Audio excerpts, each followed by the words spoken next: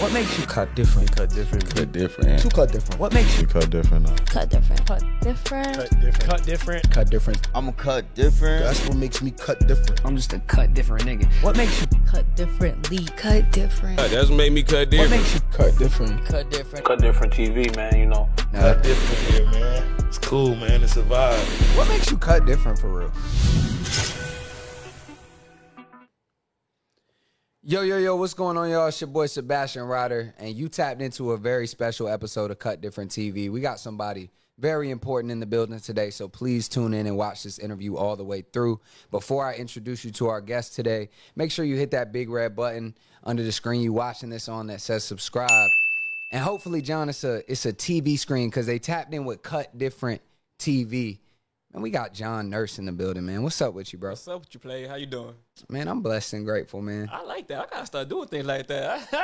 You know what I'm saying? Hey, shit. Being blessed and grateful. I mean, every day we wake up is another blessing. That's a fact. That's a fact. I'm grateful for every day I wake up with a new gray hair. A new gray hair. A new gray hair. You see him? Well, shit, the way you be working, I know a couple of them be popping up every now and then. Yeah, man. I feel it. So, for those of you that don't know John, tell them a little bit about you, what you do, what your role is, and we'll get into the foundations and all that later. I'm John Nurse from On the Radar on what you call a podcast side. We see all the freestyles. I do like art relations and the brand partnerships. Also, I'm co-founder of the label and the publishing company On the Radar Publishing, On the Radar Records with Gay P. Fire. And y'all just did some shit with Apple? Oh, not Yeah. That's what the brand been expanded. So I've been doing a lot of joints with DJ sets. Okay. So Apple has a program where DJs can upload their music. Basically, this is the only way you can really monetize off a DJ set. One of the very few ways. So we did a partnership with Apple for our DJ sets. Nice. Yeah. Nice. And y'all in Brazil now. Y'all going international with it. Yeah. So before we even get into the foundation, tell them about OTR Brazil. Y'all rolling that out right now. How did that come about, and what's the impact been like so far? Impact's been crazy. I'll tell you that. In all types of realms. So I would say we were planning on doing an international tour this year, right? And we had a list of places we wanted to go. I mentioned Brazil to the team, but nobody we didn't really hone in on it. Till somebody came to us, shout out to Peter. Peter over at Olympus Projects. His company, he has a real hard base in Brazil. Like, he's been to Brazil for the past 2-3 years, really building that atmosphere up for his company. So he came to us. It was like, yo, I would love to take OTR to Brazil. So from there, we just kind of locked in and just figured out, what's the best way to go about this. Because when we did our domestic tour, we did it mostly based on sponsorships. And this time, we want to really, be able to put all the music out on DSPs, for the label side. So that was kind of the formula, and he had the right formula to do it. So I was like, all right, so you trying to tell me all the freestyles that we do, we able to put out, for real? He's like, we can figure it out. We just got to get the right distro partner. So he shopped around, you know what I mean, found us a distro partner at Two Laws, and we were able to go out there to Brazil. We were scheduled to do 50 performances and freestyles. We ended up doing 126. Damn. Of all different types of genres of funk, trap funk, R&B funk, trap music, Brazilian trap music, all different types of everything. It was an amazing time, man. The impact's been crazy. Just off that alone, we went from having we were struggling between the 250, 300,000 monthly listeners on Spotify. Now we're up to 800,000, I believe. Damn. And growing. It's only been a month. We ain't even dropped half the content yet. Damn. So how long were you out there for that trip? I remember because we had JV and his guys on a while ago. I saw JV popped out there too. So how long were y'all out there? What was the vibe like in Brazil? I want to say we was out there for 10 days. So we went to Sao Paulo and went to Rio. We shot 3 days in each. So we was out there a total of 10 days. This is the first time we have actually taken a break while being outside of New York. Well, normally we do on a domestic tour, we do our job and leave, but we got a break in between to kind of explore the cities and everything like that. So full production days, 6 days, full time out there, 10 days. And yeah, man, shout out to JV. JV and my producer Fritz, they started a beat breakdown series for producers. So he was out there filming that as well. So he did like I think 8 to 10 beat breakdowns, Portuguese beat breakdowns, which was fire too. Yeah. That's tough. So obviously we're going to get into OTR and all of y'all have heard about On the Radar. We're going to get into that and the foundations of that. But when you in a foreign country like that, right, like I would imagine there's a language barrier. Yeah. So if you're shooting for 10 days, you're in Sao Paulo, you're in these different areas, Rio, how are you coordinating with these artists and these teams too? Because there's probably a lot of people that don't speak the language. Well, that was the great thing about partnering with Olympus Projects because, like I said, they built the foundation out there. So one of the people that's with Olympus, Luis, he's from there. You know what I mean? He lives in Miami, but he's from Brazil. So he was like our tour guide for the most part. So he was speaking the language for us. You know, you got your Google Translate. We do that a lot. You pick up on some words, you know what I mean? You pick up on some words, and then they really help with communicating with the artists, like as far as like dealing with their teams and everything like that. And then we have our lawyer, so we'll have the lawyers converse, and Peter and Luis will speak to the teams to make sure everything is going well, and we all just stayed in really tight communication to make sure the process is going to par, real. And how do you know if it's fire? Like, I feel like when I listen to, like, Bad Bunny and I listen to Manuel and I listen to these dope-ass artists that are saying different shit in a different language, it sounds good, but I don't know what the hell they saying. So when you working with these artists, 100 and what? You said 20-something? Yeah. How do you know this is like, oh, this is a hit or... Well, one, you just know. Like you said, you listen to Bad Bunny. I used to date a girl, right? And she came out here for some Bad Bunny concert. And I'm like, you came all the way out here for Bad Bunny. She used to live in Buffalo. I'm like, but you don't understand the word that's coming out his mouth. But you know it's hot. Like, music is music. I don't care what language it's in. When it's hot. You feel it. You hear it. Like, it could be trash, too. You hear that. You know what I'm saying? There was some joints we looked at, I'm like, what the fuck is going on? Nah.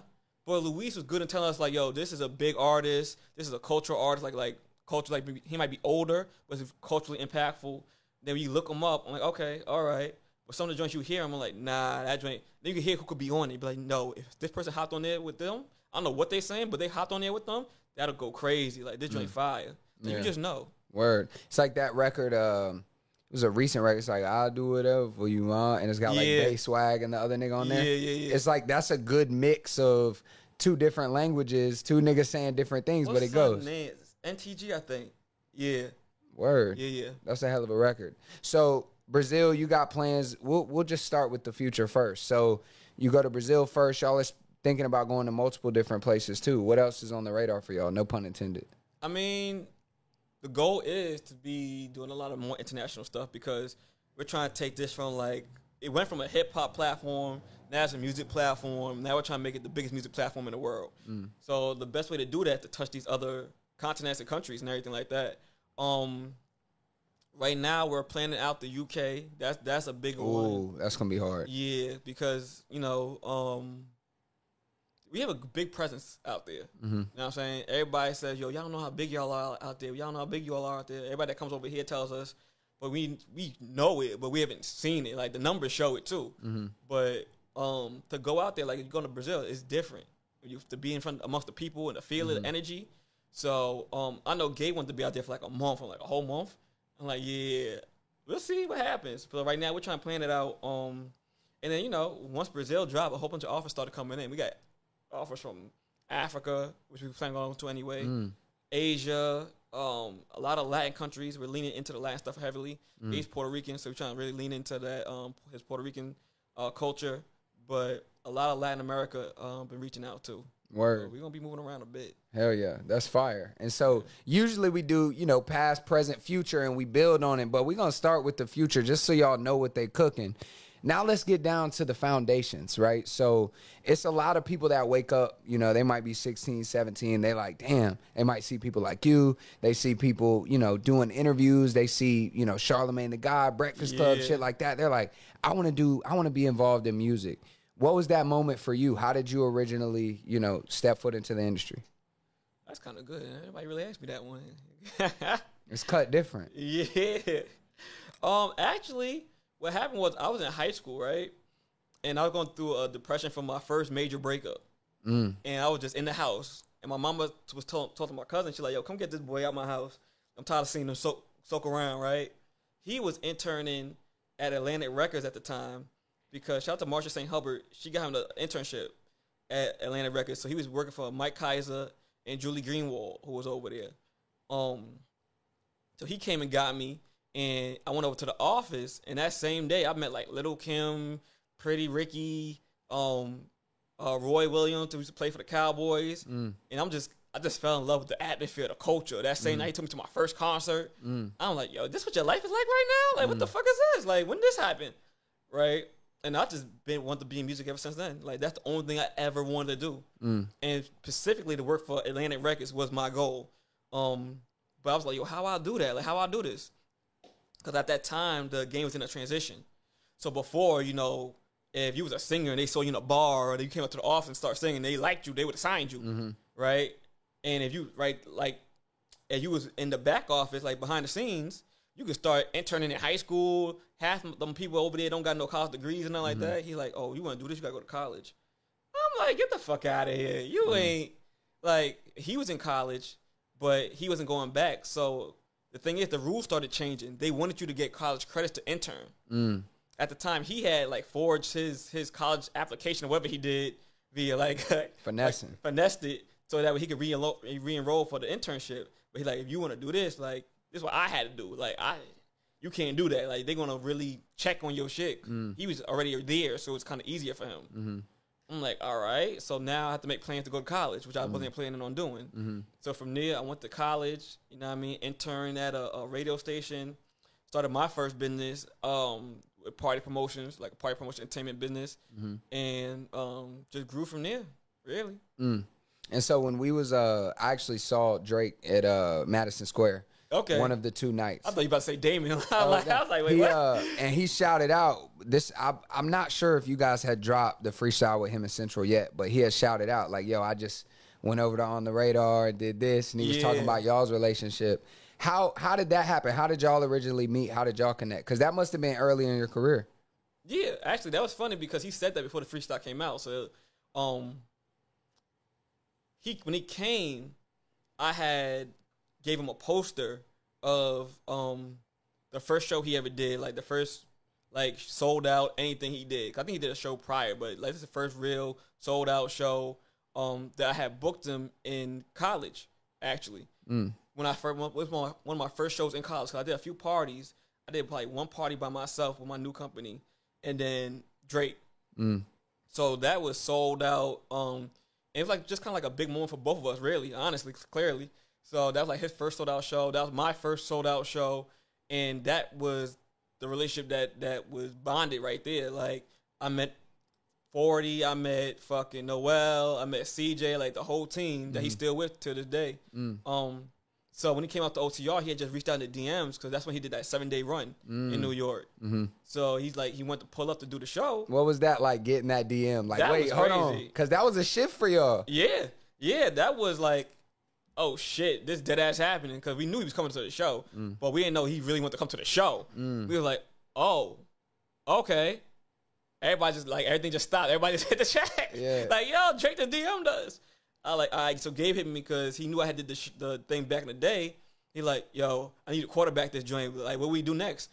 Nigga reply, like, say yeah, let's try to set it up. But he actually went cold for a minute. Like, we ain't hear nothing after we replied.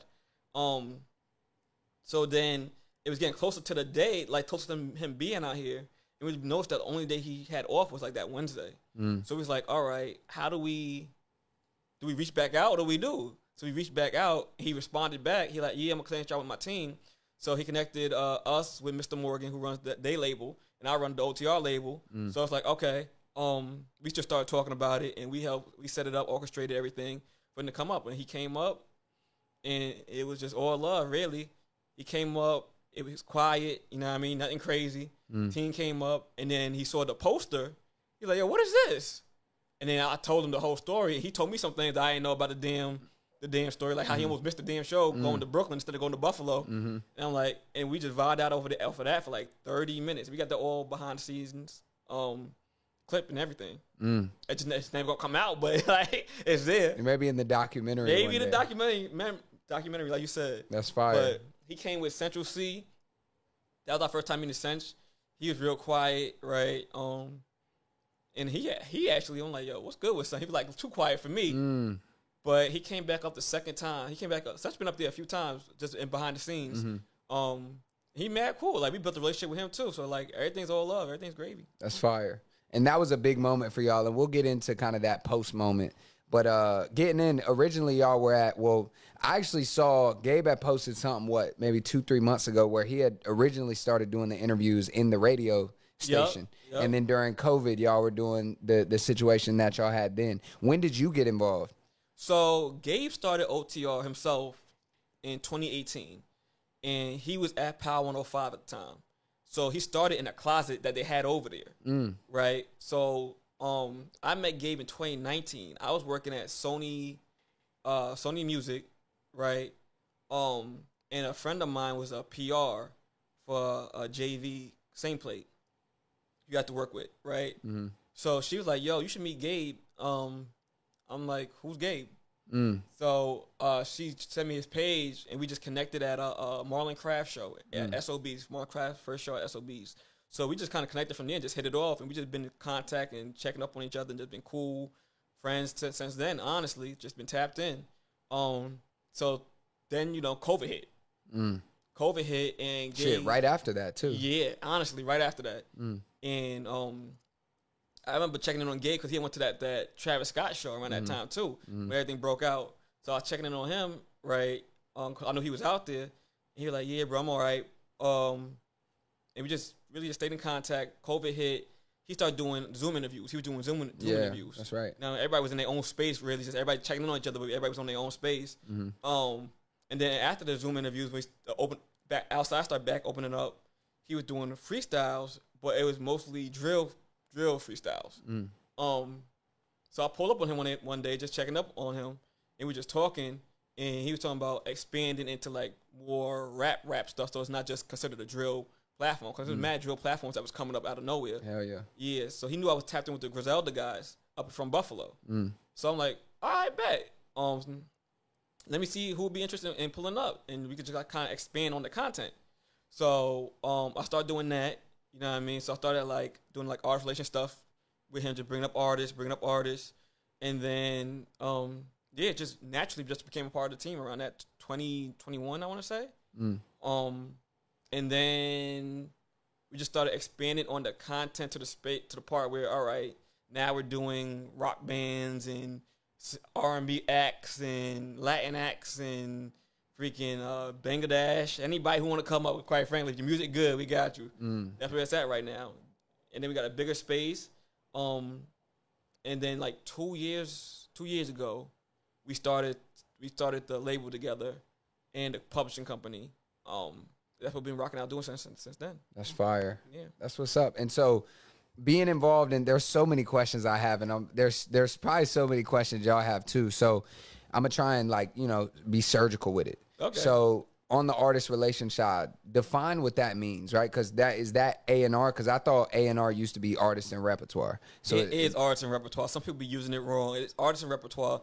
I consider what we do artist relations. Okay. Right? So artist relations is really more so from a production standpoint, where you're bringing artists up to being on, like, if I bring an artist up here to be on the platform, if I brought artists to NBC, you know what I'm saying? Like scouting artists, I feel like that's more artist relations, right? Artist and repertoire is when you're, I feel like, conducting the track with the artist more so. Now, if I'm sitting there, help you put together the beat, putting together the lyrics, I like help you orchestrate the track for your music. You know what I mean? A lot of people consider what we do A&R work just not because we're building the tracks, but more so because all the A&Rs are watching us to say, all right, that's the new hot guy. You know what I mean? A&Rs look and say, okay, this is the new hot guy.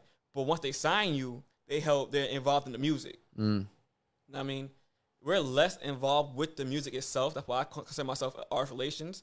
But also at the same time, I am involved with the music on the label side. So like these days when artists come up, like we tell them, yo, we need something for streaming. Like, you can come up and promote your project, but we need something for streaming.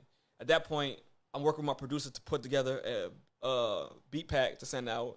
Be like, yo, I think you be good on this. Like I help orchestrate some of the joints that you see people performing on. All right, it's like if they want to say, yo, I want to try something new, you think you give me like a house type beat? I'm like, all right, I'll say with my producers, yo, let me get this, let me get that, let me get a West Coast beat. You know what I mean? Be like, all right, try your luck on that one. Some don't trust me so much, they be like, yo, John, if it's ass, like just scrap it. I'm like, we'll see what happens because I still need to put it up. Yeah, fact. Yeah, so let's try to get to the point where it's not ass first before you come up here. Yeah. You know? And so for artists that are watching this that look at the platform and they're like, like, of course, I feel like nowadays kind of an independent artist dream is like, yo, I want to be on The Radar. I want that freestyle. Yeah. What is some critical things from an independent artist watching this right now that's just them building out that team, whether it's a manager, whether it's, somebody that's doing content for them? What gets your attention as somebody that is a talent scout, A&R, wearing both hats? What do you look for in those artists, and what do you find with artists and you're like, okay, well, I can take them a little bit more serious now? One is all about progression. Like a lot of people think just because somebody who's supposed to come up here. Like, granted, a lot of it is all people's relationships that we built and a lot of people that we know. But if you're like an independent artist with no team, I would say definitely invest in, one, the quality of the music, because we're going to listen to it. If the music's good, we're going to like bring you up, right? So you want to make sure your mixes and your mastering is right. So like definitely investing in your engineering, your production is key. Content, right, is key because we want to see that like, all right, you're actually doing something. You have mad people that are like influencers and then they start doing music, but there's nothing on their page that displays music. I'm like, I can't even take you serious because are you an artist for real? You know what I mean? I'm asking myself it's that if I have to question that, it's an automatic no for me. You know what I'm saying? But content is key. I think just having content out there is what's really going to help get you noticed. Like, prime example, this really big A&R, like actual big A&R, and he had a new act. And I'm really good friends with him, right? So he came to me like, yo, I'm trying to get this person on. I'm like, all right, send me something. Well, they don't got nothing out. I'm like, I want to use OTR to break them. I'm like, we break artists, but we don't break them in that fashion. They have to have something out. You don't got no music out. You don't got no videos out. You don't got nothing for me to take back to my team and be like, yo, we should bring him up. Like, just tell me the music good and send me the track. Like, the music could be good or could be phenomenal, but there's nothing to reference. You know what I'm saying? Any artist that comes up, I always tell them, have a plan for after. Like, okay, you come up on OTR, but then what? It's not the end all to be all. You know what I mean? You have to have something in motion after that. If people see the artist on OTR, then have nothing to reference back to, like, what was the point? You know what I'm saying? Like, shit. if they say, if I saw an artist one time, right, on OTR who I didn't bring up, right? I didn't bring him up, and I'm like, who that? Okay, let me go in a wormhole. I went in a wormhole. I'm like, oh, I like him. I hit the person that brought him up. Yo, get me on the line with him. I want to work on a project with him. Let me work on a 3-pack with that person. Let's try to put something out with them. Let's try to see all right, they developing. Let's see if we can help them, you know what I mean, grow. You know what I'm saying? Yeah. Like, you don't got nothing out. Why are you talking to me? Yeah, you can't really do much. Can't do much. So my perspective, and you're on The Radar specific, but in general, right, like what you've seen be successful, if an artist is working, they got 100 songs, but they aren't ready to drop yet. They dropped that first single. You mentioned earlier, okay, what you tell artists is, hey, you come on here, this is a moment, but then what's next? So if I'm an artist, I drop a single, what do you feel like is the best formula for rolling out a single or capitalizing off of a moment? I think, one, utilizing a platform to break a song is fine. Like, because we prefer it be exclusive to us anyway. Like, you do OTR before you go on any other platform and let us release the content first. So a lot of times you'll see the freestyle go out and it's it'll be something from an upcoming song, like a verse from an upcoming song. So you drop the freestyle, right? And then you go and then you release the song and then you start promoting the song. You use the song on other platforms to promote it. You know what I'm saying? I think that's a perfect formula, right, to roll out a track. But also, if you had that track, then waterfall into an EP, even better. You know what I'm saying? And then you just build content around that EP. So do you feel like right now with social media and the content, everybody says these days with social media, but the reality is social media been around for almost a decade now. And I Yeah, think people facts. are just now starting to realize over the last couple years how legitimately artists are breaking off that. You being in the industry for a while now, do you prefer the style that it is right now, or do you miss back in the day when it was like, okay, you nice, we discover you a diamond in the rough, we bring you up, and now you can only be seen through these different channels that are monopoly? First of all, I'm an old head. I'm for real. So I do miss the back in the day stuff. Yeah. For facts. I mean, these days it's cool too, but I mean, sometimes we're guilty of it too, but not for real, because we do have upcoming artists all the time. Like, that's our thing with Music Discovery platform. But definitely, I think these days it's too focused on the numbers. So I love organically finding an artist. Like, I still go on the TikToks and social media, because that's how you find most of these artists anyway. The world's a big place. You know what I mean, I can't be everywhere. I can't be on the West Coast. If I see a fire-ass West Coast artist, I'm going to find you on social media, more than likely. But I do miss the days of just going and finding somebody organically in that way. But I found a few people that way that I brought up, I'll try to bring up. Like, one time I was at a Reason show, and one of the people that was working with him was like, yo, John, you got to go see this person on stage, like one of the opening acts. I'm like, all right. You know, people tell me that all the time. I'm like, all right. But I will go do it. I have to do it in my own way, in my own time. So I'm like, oh, that sounds like, I listened to the name. I'm like, oh, that sounds like the guy son was talking about. Let me go check from a distance. And if I start getting closer to the stage, I'm like, oh, I fuck with him. All right, yeah. So I went backstage and hollered at him after the show and be like, yo, I fuck with you. Let's try to get you up here. Type shit. It'd be that way. Word. Word. Well, do you have any, like, so, I mean, you've worked with damn near every artist in the industry now that you know, y'all go check on the Carfax, but do you have any specific moments, and I guess based on process and based on the way you do things, that have been super highlights for you? I mean, the stuff that been like super highlights for me are the stuff that been like just close to home. Like the Drake joint was a full circle moment for me. I'm like, all right, this damn near 10 years removed, and here we are again. You know what I mean? The thing that started your career, the thing that started my career, got us at this point right now. So that was amazing for me. I treat Buffalo like my second home. I'm from Brooklyn, right? But I went to school in Buffalo, lived out there for like 5 years. So anything that's like Buffalo related is close to home for me. And we had Benny the Butcher up. I'm like, I finally brought your ass here, right? And other than that, it's like just be able to watch some of the smaller people just rise, like the people that we seen, just, you know, even if I didn't have like a hand on like bringing them up, like Anisia and Carable was one of my favorites to watch grow. Cause we met them in Atlanta when we was on our first tour, like domestic tour. And Atlanta was the first stop.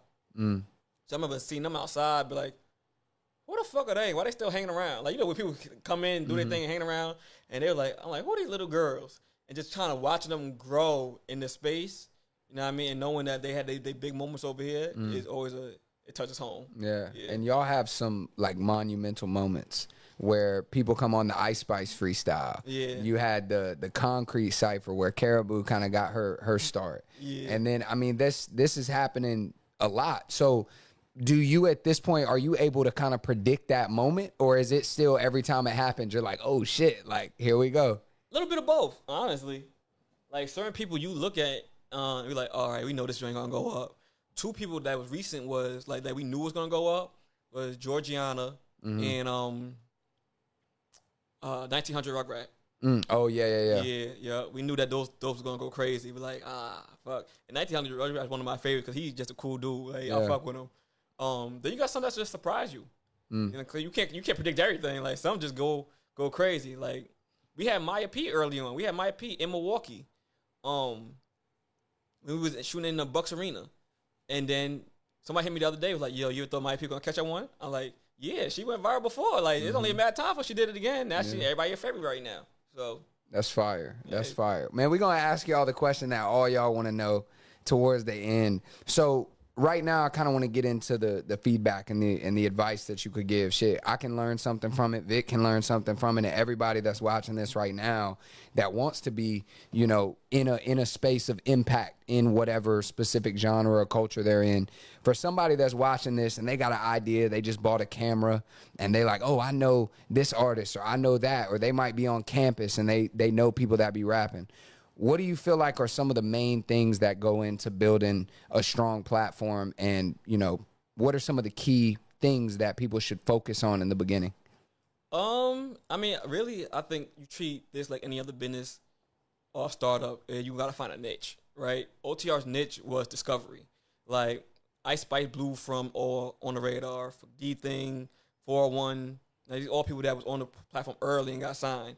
But that's because, like, we really, like, OTR is like, all right, you got Joe Schmo from down the block, and then Drake the next day. Like, we got the big artists, but we still cater to the smaller artists. Like, our whole thing, niche, is music discovery. Then you got some people that's like, they're just certainly drill platforms or whatever the case may be. But I think, one, find a niche.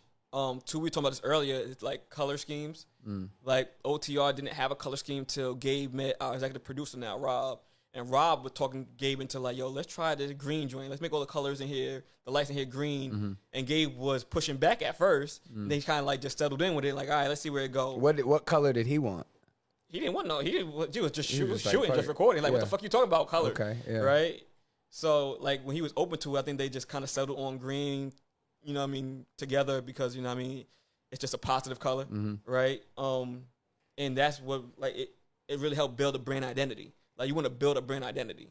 People be like, yo, early on, if you didn't know Gabe P, if you didn't know the name On the Radar, you talking about, they'd be like, oh, the platinum with all the green shit. Like, you knew that, at very least.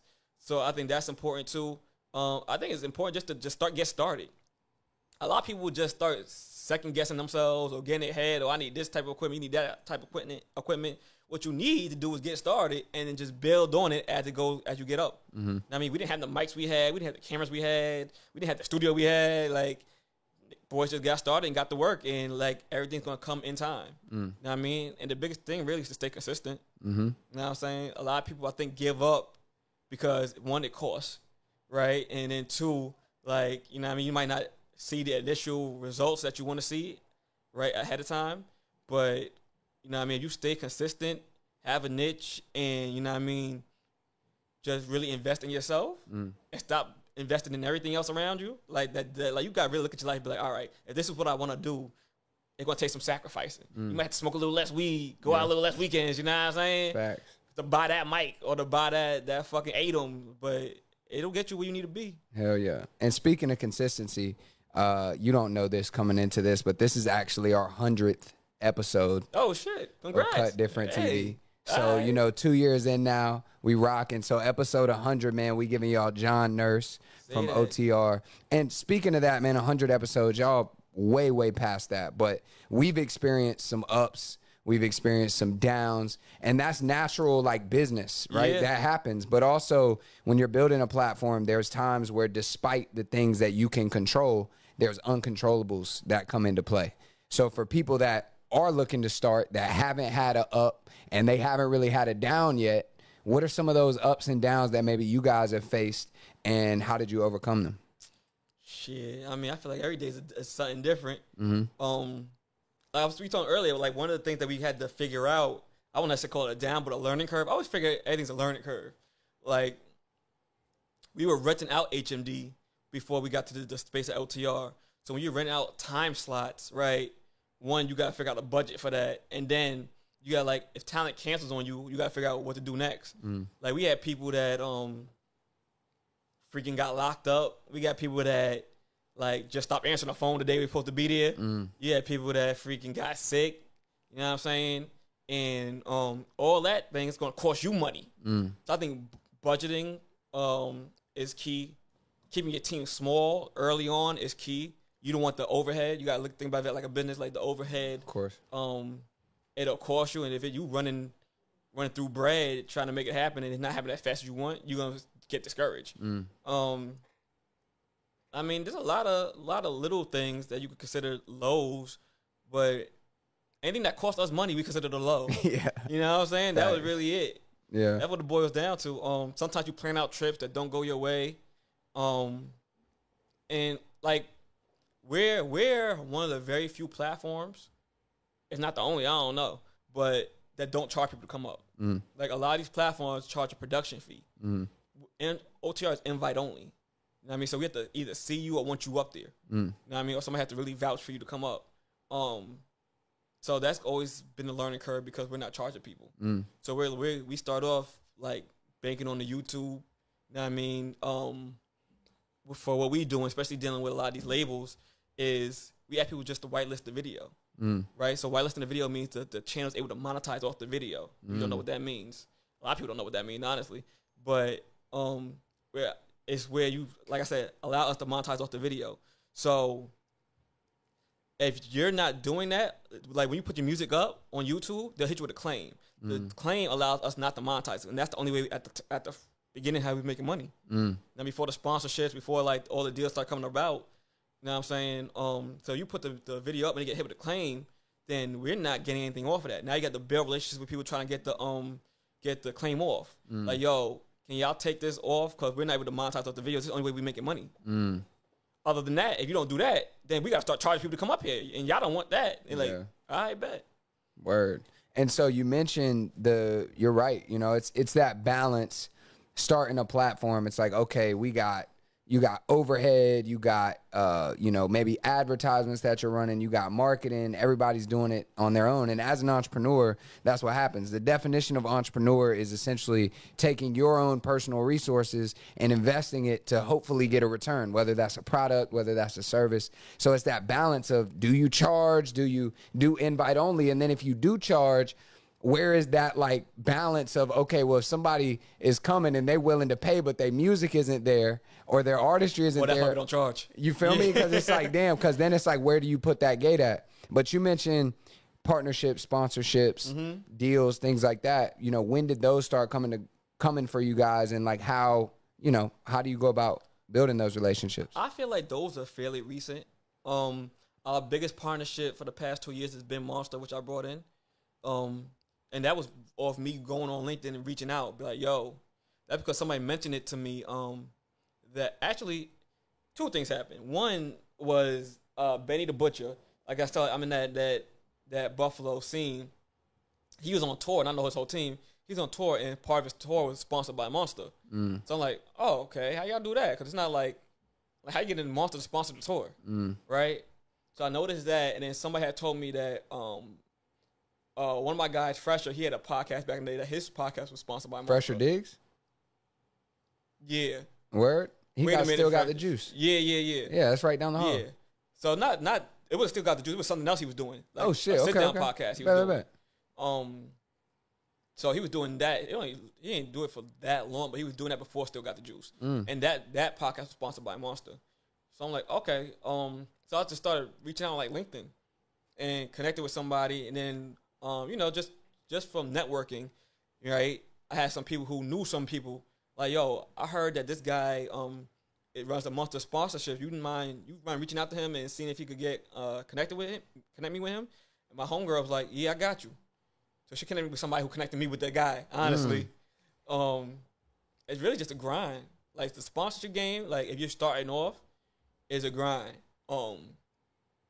Like as people start to see the platform grows, people start reaching out, of course. But it's a few things. That's it. Word. And then fielding those relationships and fielding those opportunities. It's like, how do you say no without burning a bridge? I'm sure you have to say no to a lot more people than, well, in general. Like if a brand reaches out to you and they might be a cool product, but you might not necessarily it might not be in line with what you're pushing. You have to say no to that, but you still want to maintain that relationship. But then dealing with artists that may think that they're the shit, but then you got to be like, not yet. How do you say no? And because you probably say no a lot more than you say yes. Yeah, I mean, with the brands, I treat like it's corporate. I don't know you for real. Like, so I can tell you no. I'll be like, it's a simple, not at this time. It's not what we're looking to do. But hey, let's keep in contact for future endeavors. Like, you know what I'm saying? That's simple. They'd be like, just like, no. I mean, shit, they ain't got no problem telling me no. And they don't got an issue. Like a lot of them might reach out, and they might be smaller brands. I'd be like, all right, what's the budget like? That's the biggest thing. Do you have a budget? And according to the budget, I'm like, all right, let's put together a package that would make sense. It might be something just for a month, right? It might be something for 3 months. It might be something for a few days. It might just be an activation. Be like, all right, I can't use you for this, but let me use you for that. Like, I don't smoke, so I try to stay away from the weed brands, but I always, like for OTR, but I always have a connection with them in case I need it for like an artist. Like, all right, we got this artist shooting this video. We want to need a sponsor for this video, right? Weed brands are always the ones that got the cash on hand. So, you know what I mean, I stay close to them, but I don't really, deal with them in that like heavily. You know what I'm saying? Another one would be like fucking when you're talking to artists, really, I just tell them either one, I'm gonna keep my eye on you because right now it's not the right time, or two, if I really like their music and I just think they're too small, I'm like, all right, let's see how we can help you grow by like releasing a Lucy together. I mean, let's co-release a Lucy with our producers and let's try to build your engagement. Let's work on it. Other than that, you just tell people like, look, it's just not the right time. And I feel like artists are more receptive to it. Because Gabe, he had mad stories like that where he told artists, look, not right now. And they went even harder to try and make it their time. You know what I mean? I think some people just like managers take it harder than anything. Just because like they might have the relationship with you. And you be like, look, this person is cool, but I'm not doing this person right now. Right? Like they need to develop more. And they the one that take it the hardest. I'm like, okay. Yeah, because then it's like, we trying to, you feel me? I'm like, bro, like, I don't know what to tell you. I feel that. Like, I can't do nothing about it. At that point, like, if it's not the right time, it's not the right time. Because at the end of the day, I be real with myself before I'm real with anybody else. At the end of the day, anybody I bring up is a reflection of me. Right?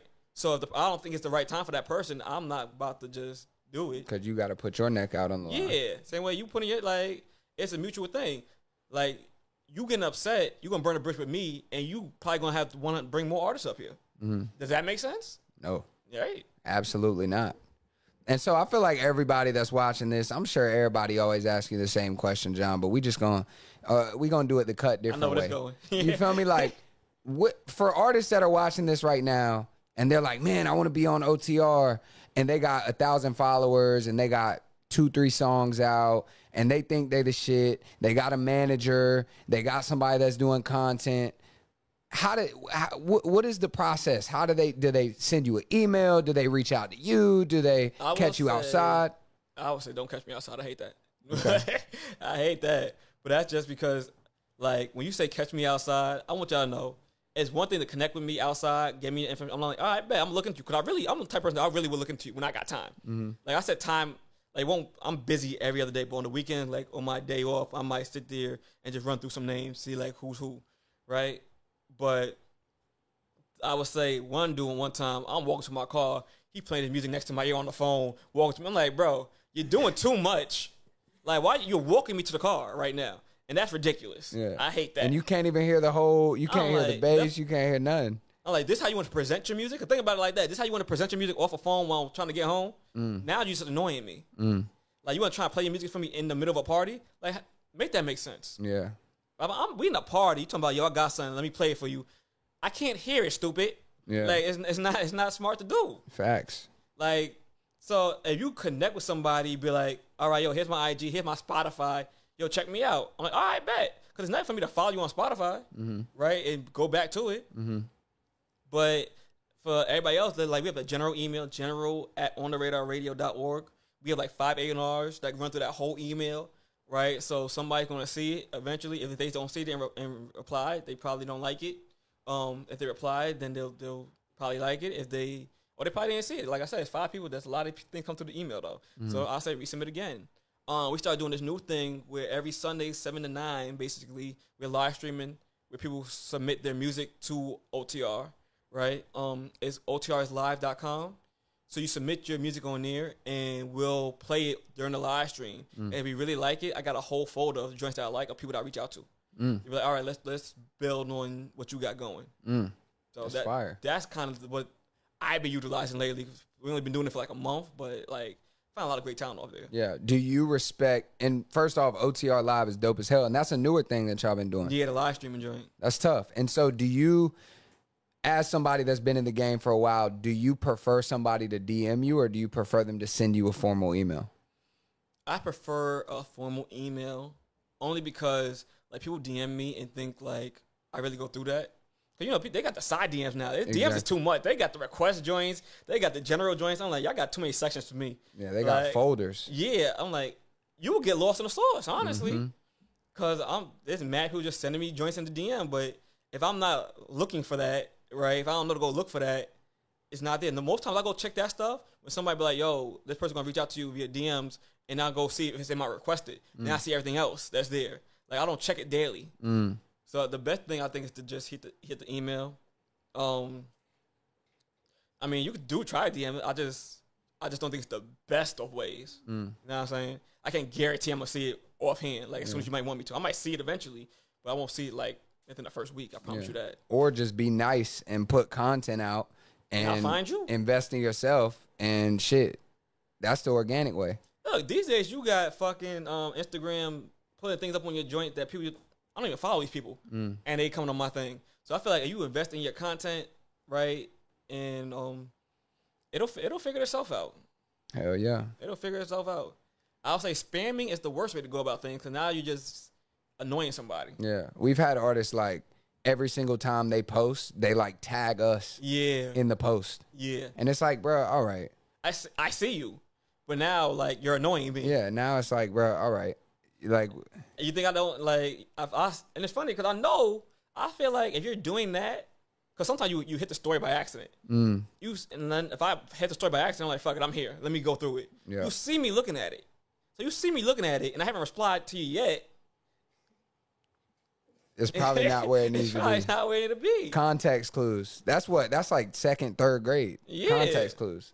I rock with it. Well, shit, man, we got John Nurse at Cut Different TV, Cut Different Studios. You know what I'm saying? Super grateful for you coming up here. But I can't let you escape until we find out one thing, John. Oh, God. What happened? Now you got me scared. I thought that was a question. What makes you cut different, John Nurse? Oh, man. At this point, I'll say just because freaking I'm like Jim Jones out here, I feel like. You know what I mean? I live between the old school world and the young world because everybody I work with is younger than me. And to really do this, you got to keep your ear to the street. You know what I'm saying? Like, you can't just be sitting. I go outside a lot. Like, yesterday, a young boy, he graduated from college. So I'll be out there with the 22-year-olds, not for long, but just to hear the music and see what they doing. Like, all right, I'll see what y'all listening to. Like, I remember one girl told me, like, not me, but she told Gabe that Ferry, the Maya P joint, don't work outside. Last night I was outside. I seen that bitch working like a motherfucker. I'm like, I don't know what you talking about. This joint's a hit. Like, all right, what else y'all got? So, like, I think just staying tapped into the youth and not being too old to not recognize when something's not working. Something's working, right? Cause I feel like somebody that's probably my age would look at like 1900 Rugrats and be like, what is this? You know what I mean? The white kid with the gold teeth, like, what is this? I'm like, what is this? What else you got? Like, where we going with this? You know what I mean? That's it. So being able to, you know, kind of play that role of being a middle child. Exactly. Yeah. I'm but I'm not Pops. Yeah, there you go. You know what I'm saying? I'm not Jim Jones. Jim Jones is Pops. I don't care what y'all say. That's funny as hell, bro. Well, shit, I appreciate you coming on, man. And this episode 100, this is really special for us. And this has been in the works for a while. I didn't know this was the 100th episode. That's what's up. Well, shit, I can't, you know, if I would have told you that. I would have bought a bottle of something. Like, well, hey, no. Maybe next time. You feel me? But this has been in the works for a while. And again, man, just to give you your flowers, man, really, really, you know, admirable what you guys are doing, you and Gabe, you feel me, for not only myself and Vic, but everybody else that's picked up a camera and tried to create a platform since y'all started what y'all been doing. So appreciate you coming and showing love, man. I appreciate you for having me. Definitely. And whoever's watching this, for real, how can they best tap in with you? Or, you know, I know you've given them a few different avenues to, you know, corporately or formally get in touch if they want to get their music heard, but just to build a relationship. I mean, the most informal joint, I say follow me on Instagram. That's the one I'm really on. I have all the socials. Is at MackeySon, MackysS_SON. Like I said, I might not see the DM right away, but I will see it eventually. Right? That's the best way. For the music, you want to do like a formal submission, like a corporate submission. the general at ontheradarradio.org. It's the best way to do it. And don't try to catch them outside. Stop walking up to people with your cell phone and your iPhone trying to play music off the voice memos and That is off the the worst files. way. That's not going to work. You feel me? Because look, you can catch me outside. I like building relationships. I'll build organic relationships. It's just don't catch me outside and think you're about to hold your phone in my ear. That's crazy to me. That's like violating the personal bubble. Yeah, like what you doing?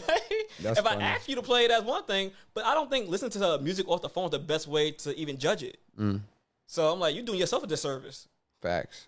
Well, shit, man. Hopefully, y'all learned something from this episode of Cut Different TV, man. And I hope that this is the start of a great relationship. Absolutely, man. Thank y'all for tuning in to episode 100 of Cut Different TV. We got John Nurse in the building. I go by the name of Sebastian Ryder. And shit, we'll catch y'all on episode 101. There you go. Peace.